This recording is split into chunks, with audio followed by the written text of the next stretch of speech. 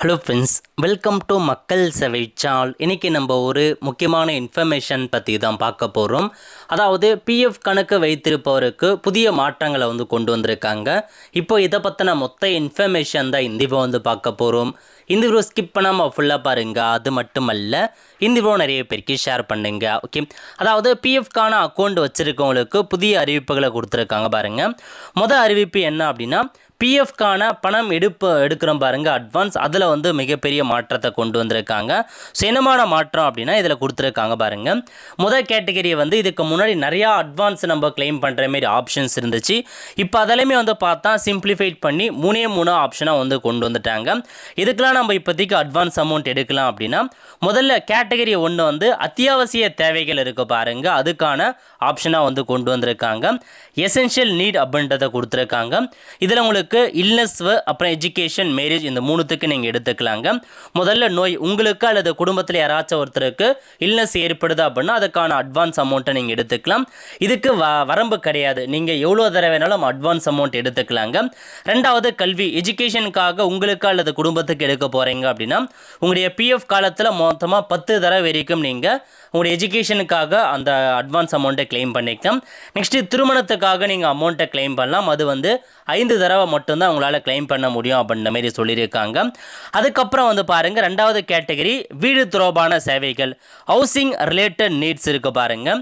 So நீங்கள் வீடு பார்த்தா வாங்குறது, இல்லை பார்த்தா வீடு கட்டுறது, உங்களுக்கு லோன் ரீபேமெண்ட் பண்ணுறது, வீட்டை ரெனோவேஷன் பண்ணுறது, ஆல்டர்னேட் பண்ணுறது, அது எல்லாத்துக்குமே உங்களுக்கு கொடுத்துருக்காங்க.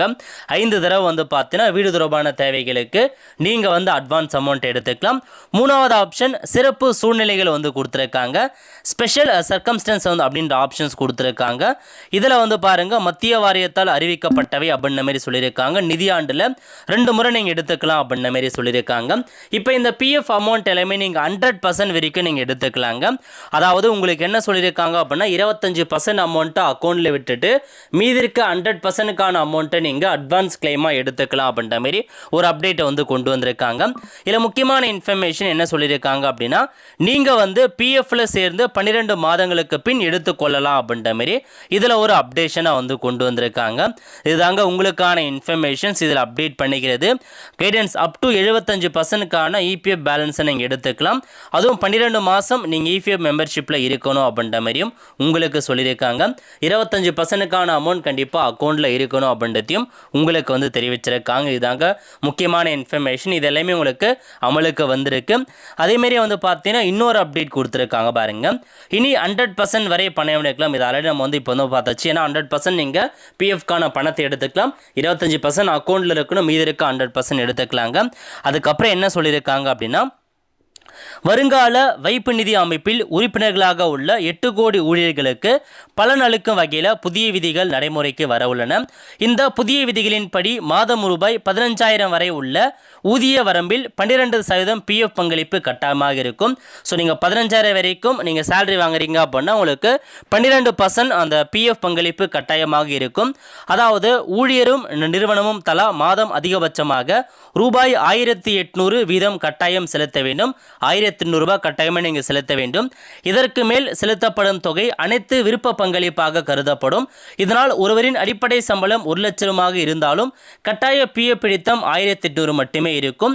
அதற்கு மேல் ஓய்வூதிய சேமிப்பை அதிகரிக்க விரும்பினால் கூடுதல் தொகையை விருப்ப அடிப்படையில் பிஎஃப் கணக்கில் செலுத்தலாம். அதாவது ஊழியர்கள் சட்டப்பூர்வ வரம்பை மீறி கூடுதல் பங்களிப்பை செலுத்த அனுமதி வழங்கப்பட்டுள்ளது. நிறுவனங்களும் அந்த கூடுதல் தொகைக்கு இணையான பங்களிப்பை வழங்கலாம். ஆனால் அது கட்டாயம் அல்ல அப்படின்ற மாதிரி சொல்லிட்டாங்க. அதாவது மினிமம் 1,800 ரூபாய் நீங்கள் செலுத்தி ஆகணும் பிஎஃப் பங்களிப்பாக. அதுக்கு மேலே நீங்கள் செலுத்த விரும்புகிறீங்க அப்படின்னா அது வாலண்டியர் பேஸ், உங்கள் விருப்பம் அப்படின்ற மாதிரி சொல்லியிருக்காங்க. மேலும் ஊழியர் அல்லது நிறுவனம் எந்த நேரத்திலும் இந்த கூடுதல் பங்களிப்பை குறைக்கவோ நிறுத்தவோ முடியும். அதன் மூலம் உறுப்பினர்கள் தங்களின் ஓய்வூதிய சேமிப்பை தாங்களாகவே திட்டமிட்டு அதிகரிக்க உதவும் என்று அதிகாரிகள் கூறுகின்றனர். அதேபோல் பிஎஃப் கணக்கிலிருந்து முன்பணமாக பணம் எடுக்கும் விதிகளும் மாற்றம் செய்யப்பட்டுள்ளது. அதாவது ஒரு ஆண்டுக்கு பணம் எடுக்கும் எண்ணிக்கை அதிகரிக்க அறிவிக்கப்பட்டுள்ளது. மேலும் தகுதியான இருப்பு தொகையில் 100% வரை பணம் எடுக்கலாம் அப்படின்ற மாரி உங்களுக்கு சொல்லியிருக்காங்க. வெப்சைட்டை வந்து பார்த்தா இப்போதைக்கு ஓப்பன் பண்ணிட்டாங்க. வெப்சைட்டில் அட்வான்ஸ் கிளைம் எடுப்பதற்கான ஆப்ஷன்ஸும் இந்த மாதிரி மாற்றி கொடுத்துறாங்க. 5 ஆப்ஷன் தான் இருக்குது. 3 ஆப்ஷன் சிம்பிளிஃபை பண்ணிட்டாங்க. ஸோ உங்களுக்கு அந்த எமர்ஜென்சிக்காக எடுக்கிறது, அப்புறம் ஹவுசிங் ரிலேட்டட், அதுக்கப்புறம் ஸ்பெஷலாக எடுக்கிறது, அந்த மாதிரி கொண்டு வந்திருக்காங்க. இது இல்லாமல் வந்து பார்த்தீங்கன்னா பிஎஃப்கான இன்ட்ரெஸ்ட் இருக்குது பாருங்கள். 2025-26க்கான இன்ட்ரெஸ்ட் ரேட் வந்து 8.25% இருக்குது அப்படின்ற மாரி. ஸோ பிஎஃப்லேருந்து வந்து ஒரு சுற்றறிக்கையை வந்து வெளியிட்டிருக்காங்க. இதாங்க உங்களுக்கான இன்ஃபர்மேஷன். ஸோ பிஎஃப்கான கணக்கு வச்சிருக்கவங்க மறக்காமல் இந்த இன்ஃபர்மேஷன் தெரிஞ்சுக்கோங்க. அடுத்த ஒரு நல்ல சந்திப்போம். நன்றி, வணக்கம்.